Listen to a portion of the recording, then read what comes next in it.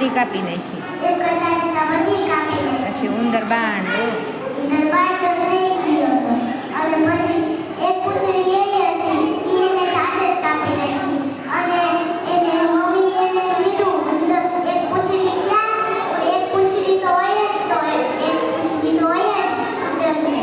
તો પાછો મમ્મીએ સુઈ દે તો છોડી દીધી, પાછો નિશાળ. અને પછી મમ્મીએ કીધું કે એને તું કઈ રોતોય નહીં કે કઈ નહીં કરવાનું. અને તારે હે અને ભણવાનું. તારે ભણવાનું. અને ઉંદર એક નંબરનો પાસ થઈ ગયો. એના બધા મિત્રો. Thank you.